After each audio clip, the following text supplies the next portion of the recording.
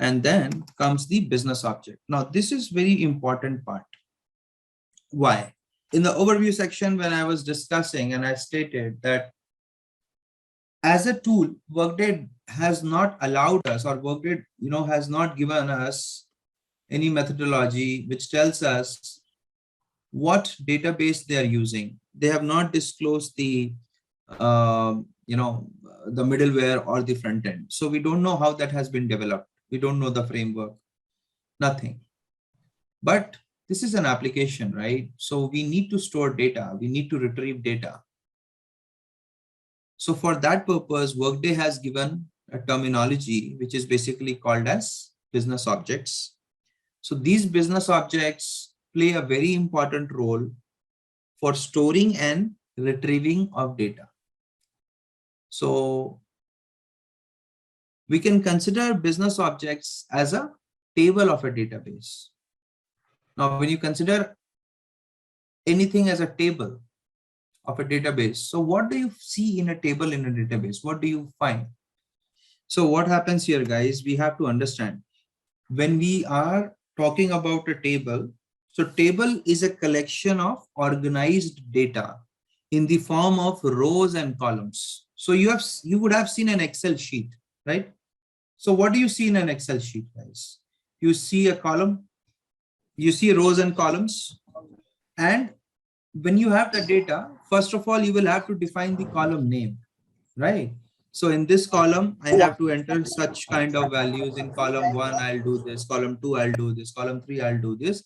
And then below, when you try to fill in the details, it will be in the row, right? So let's say I have to build a report for the employees who has joined in last 1 month.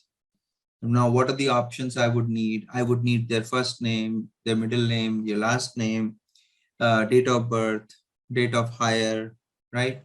Which department they have started working, what was the previous salary, what is their new salary, right? So all those things I am capturing.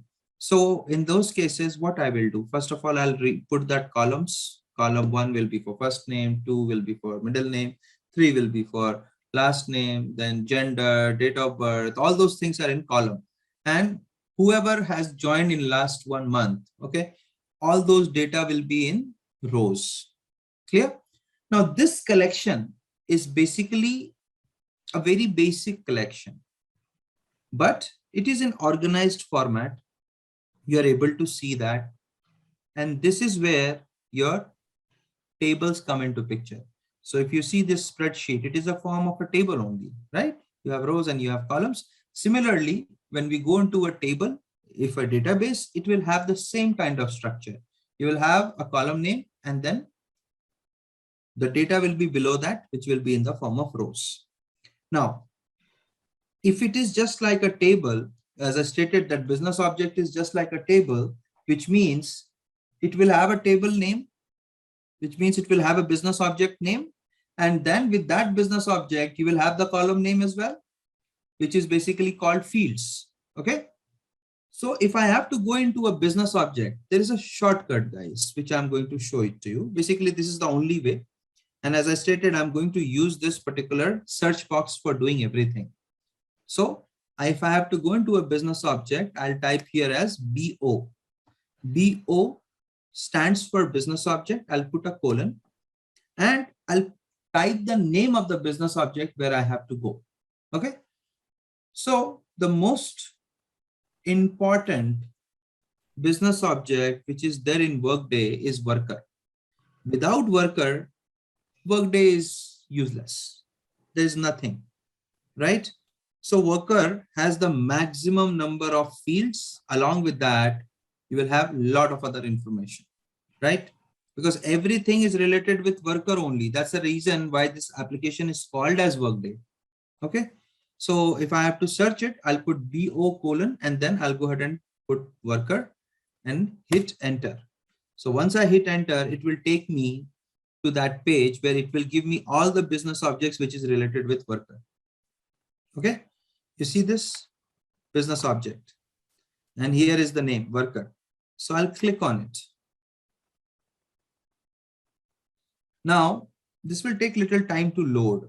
as I stated, this is the most fundamental table of Workday, or you can say it is the foundation on which Workday is. So there will be lot of fields. It will be in thousands. Okay. And these fields are nothing, but it is column that you have in a table. You see, the number of field has gone to 4,283. So these many columns are there in this particular table, right? 4283. Now, within this section, if you see, this is also in a tabular format. You have the column name, field name, description, field source, field type, right? And these things we will study later. So it is very important for us to know when we have a field, right, which is a column of a table, why is this column or why is this field created? What is the use of it? Okay. And from where has this column come in? And what kind of value is it storing? All right. So when we talk about field, field has two parts. A standard field and a custom field. Standard fields are called as Workday delivered fields. So if you scroll it down, if you scroll it here, you will see it is Workday delivered, which means it's a field which has been given by Workday. And basically it is your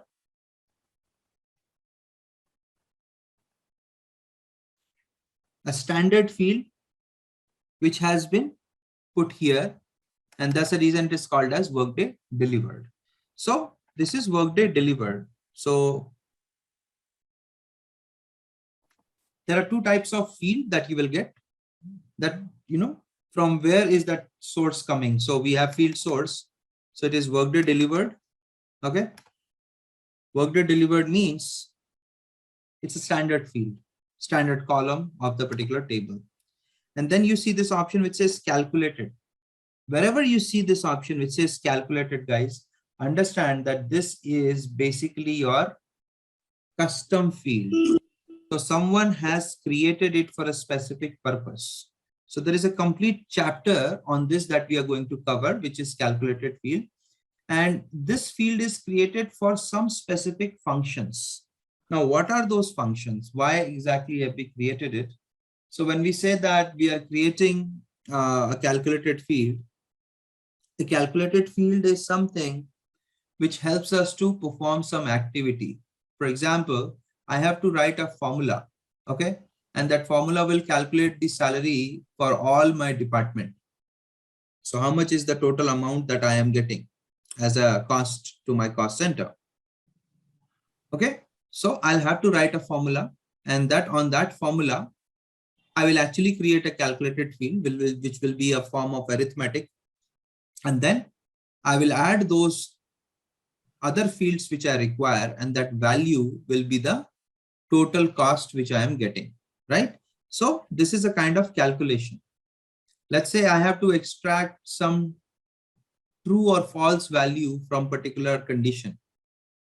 So there I will use true false function, right? So there are 30 to 40 functions that we have. I'll give you the list of functions when we go into the report chapter and the calculated fields chapter. There you will have to practice. I will pick up those complex ones which will be difficult to understand, but once you practice, you will be able to understand it very easily, right? So this is just like, as I stated, it's an overview. This is just for your understanding. All the things we will be configuring in chapter 9 when we talk about calculated fields. All right, so the next part is your field type. So field type is like, you know, an understanding of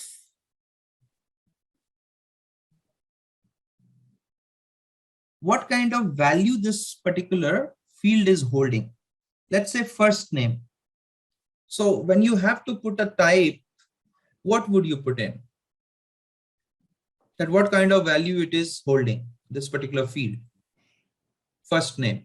So guys, what happens if I have to create a table in any database? There is a command for that. Okay, that command is basically called as create table. Okay, And below that, you have to put the table name. Let's say I'm creating the name as employee. Okay. Then in an employee table, what are the fields that you will put in so that, everybody can enter the value? That field is basically your column name. So first name. Now I have put the name of the column, which is first name. What kind of value it is going to, hold? So they are going to hold character, right? They are going to hold a string value. So when you talk about ABCD, let's say the first name I have put it as Ravi and the last name is Sharma. So both have characters in that, right? ABCD that you see, RAVISHARMA, right? So all these are alphabets, characters. So the data type there becomes char. Okay. So Workday has I think 8 data types that are available. But data type is a terminology that is being used in database. Now, Workday is not a database, right? Workday is using a database. So what they have done is they have changed the terminology and they have kept that what is the field type. So if I say first name is a field. Now, what kind of value it is going to hold, that you will identify with the help of field type. Okay. So if I have to enter a text, okay, like I have to put the name as Ravi. So Ravi has all characters. So in Workday terminology, that field type will be text. So I'll show you somewhere or the other, you will see text. Just trying to find it, that if we get anything as text. You're not getting till now, but don't worry, we will get it. Because there will be some or the other, because it's worker. So I'm sure there will be first name, right? So let me show you that.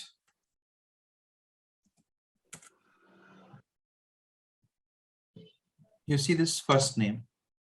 Now, when I add a filter, all the fields will be gone and only one value will remain, which is your first name. Okay. You see, it is field type is text. Okay. Now, what does it say? This is the first name of the candidate. And this is Workday delivered, which means it's a standard field. Okay. And then you have text. So this is the meaning of field type. It becomes very important. Why it becomes important? If you don't use the right type of the value here, then you will not be able to basically perform the activity. So if I have a field name as first name, and if I put as data type as number, when I will type in Ravi, I'll not be able to save that data. It will give me an error that the type that you're putting is not the valid type, because it's a validation. If you have put that field type as numeric, then how can you put text in that? How can you put alphabets? How can you put character? That what is the field source? So from where has this field come in? Is it from Workday? Then it will be Workday delivered. If it's a custom field, which means someone like us would have created it, right?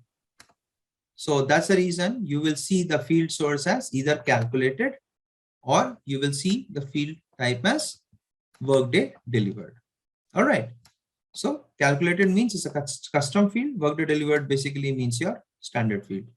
Now, what are the field type that is available in Workday? So there are 7 to 8. I don't have the exact number. I mean, we can write it down. What are the options available, and then we'll count it. The first one is numeric that you see here. Numeric, what does that mean? You can put any number. It can be in minus, plus, whatever you want to put in. Okay, you can do that. There is no limit as per the definition. Okay.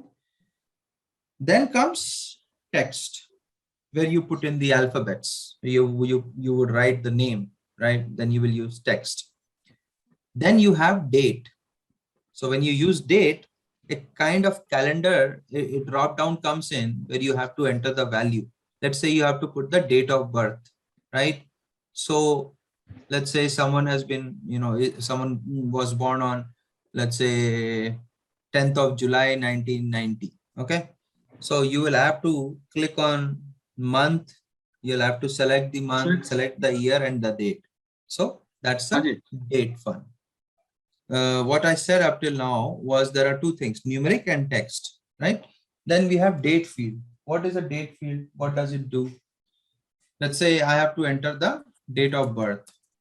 Purpose, what I will do, I will have to go ahead and select my birthday, my month, and the year in the which I was born, right?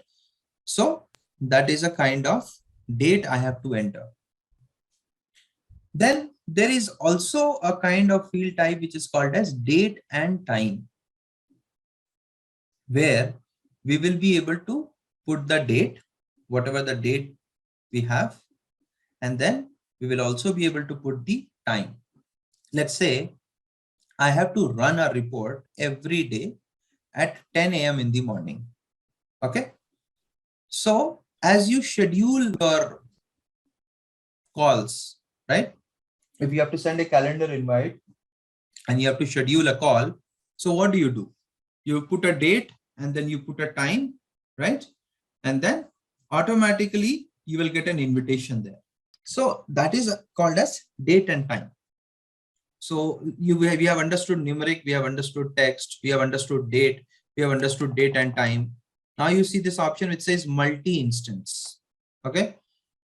This is a unique thing. You would not see this word everywhere in any other ERP tool. The name will be different, but you will have this kind of value for sure. Now what happens in this case? You will get a drop down. Okay. You will get a drop down, and in that drop down, let's say you have to select multiple values. You see a checkbox. Okay. So what that happens, let's say I'm searching job, and in the portal, I will say I'm looking job into various cities. If I'm in India, let's say I'm searching job in Delhi, Mumbai, Bangalore. Okay. I've given you 3 examples, Delhi, Mumbai, Bangalore. I will check these 3 values from that list. There could be 200 cities in that list. Out of that, I'm just checking 3 values. What does that mean? That there are multiple values and you are able to choose multiple values in out of that list. That's the reason we call it as multi-instance. Okay. So in that list of 200, I am able to select 3. I am able to use a multi-instance data type there. Then we have one more, which is called a single instance. That also behaves in the same way. You will get a drop down, you will get a list of values. But if it is single instance, you will only be able to choose only one value. You cannot choose more than one. If you have to choose more than one, then you will have to make that data type or field type as multi-instance.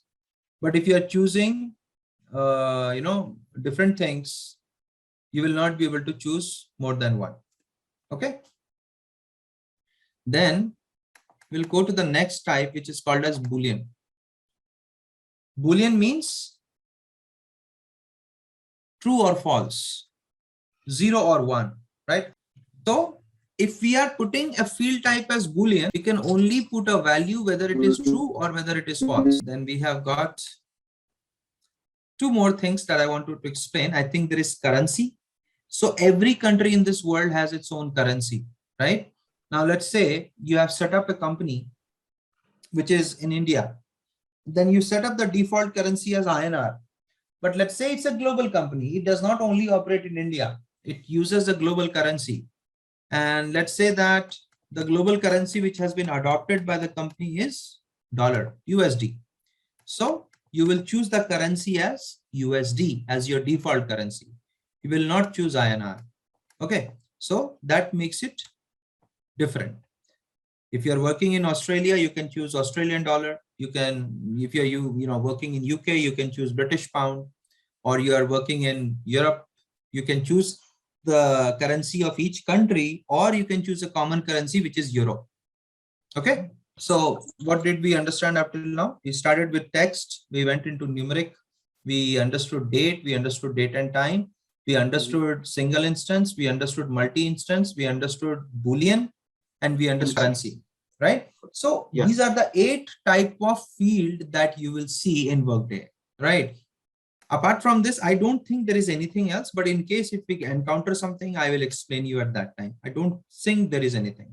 Single instance, multi-instance, we already understood, right? So every business object in Workday will have these 4 things available. And every business object will have this 4 tabs also. Not, if someone does not have a related business object, that is different, but they will have generally these 4 tabs. Okay. So fields are just like a column of a table. Okay. That is what you have to remember. Then comes the next part, which is related business object. So in this case, we have to understand related business object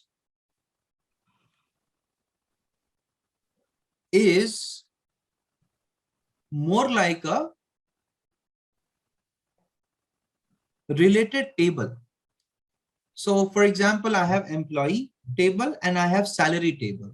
Okay. So employee table will contain employee ID, employee name, date of birth, gender, date of hire, all those things, right? And your salary table, the salary table will contain it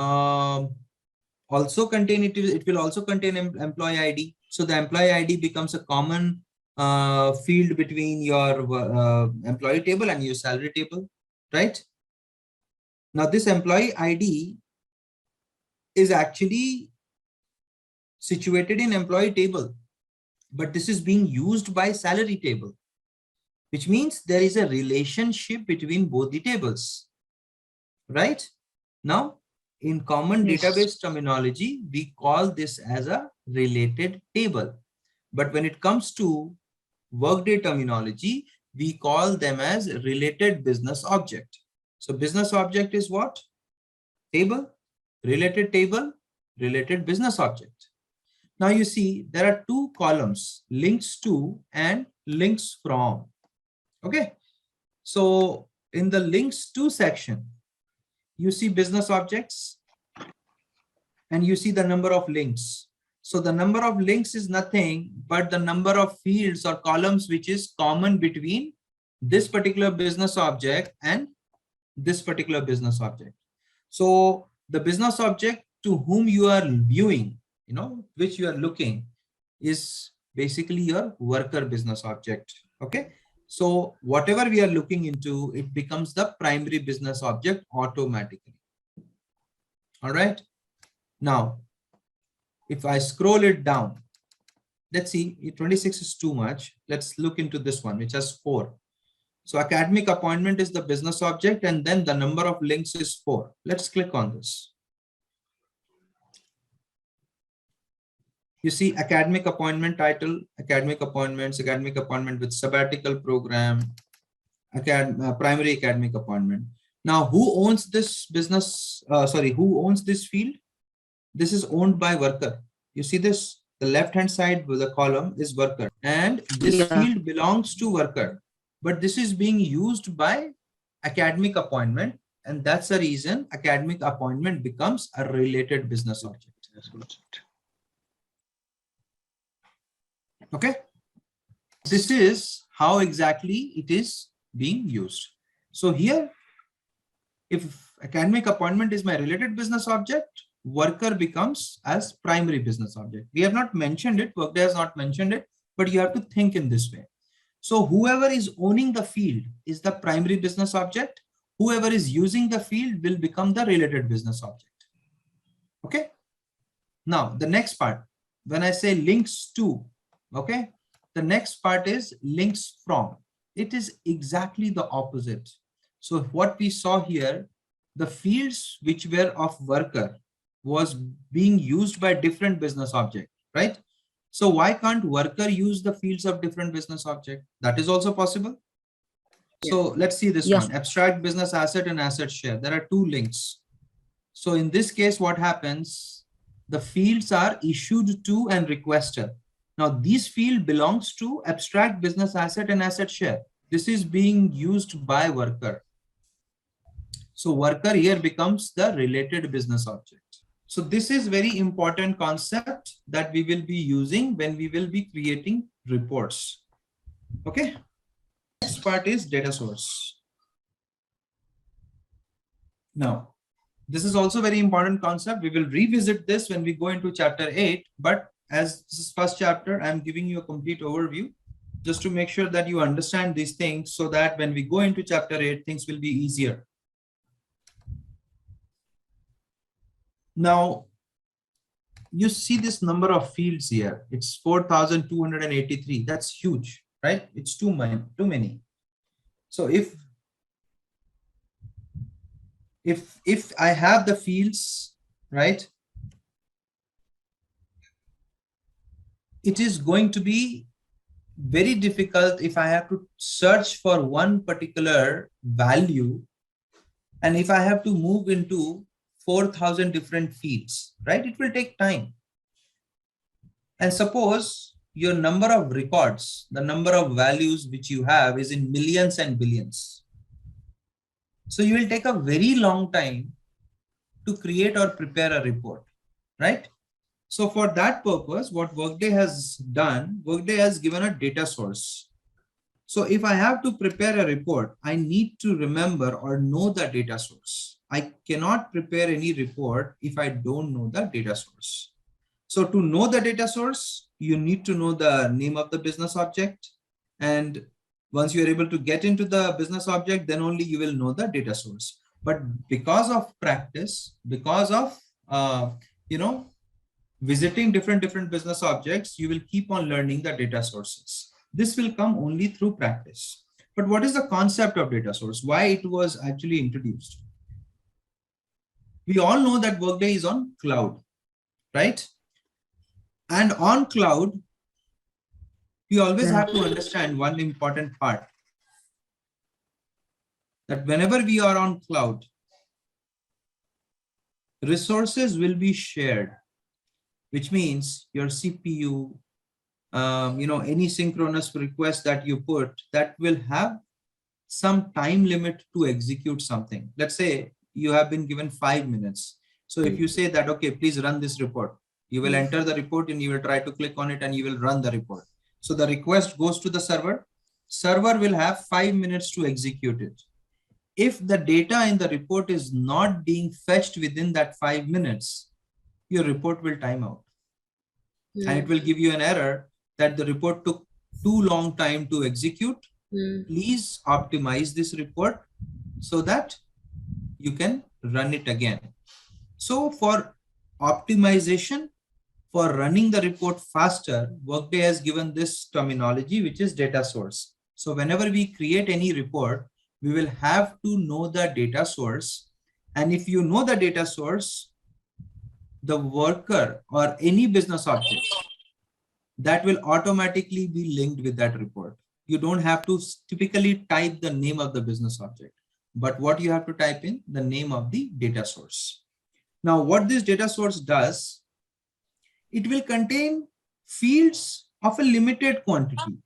Okay. It will have data filtered out. How? So when I say worker, worker contains all kind of employees. Your active employees also, your terminated employees also, your retired employees also, all that it will contain. But let's say I am only looking for data for active employees, right? And your company has more than 50,000 employees. And let's say only 10,000 are active, 40,000 have either been terminated or, they are retired. So the total strength right now of active employees, 10,000.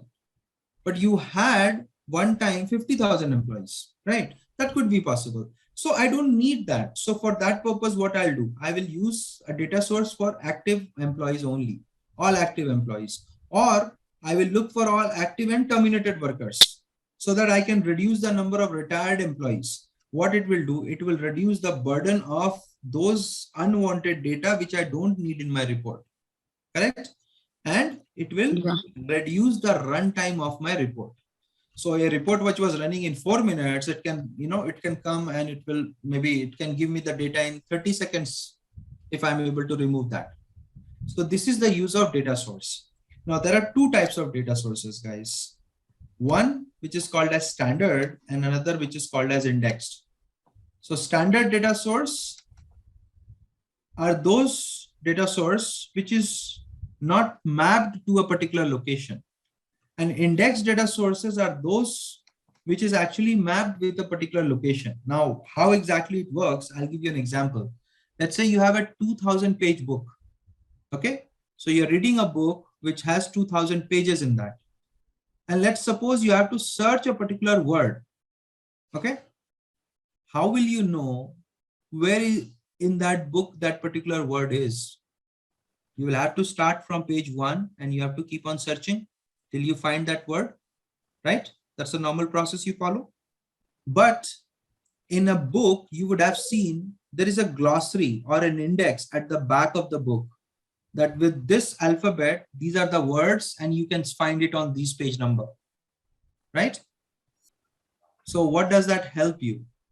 You go into that glossary, you go to that location, you go to that page and you will find that word. So that is what indexing does in data source.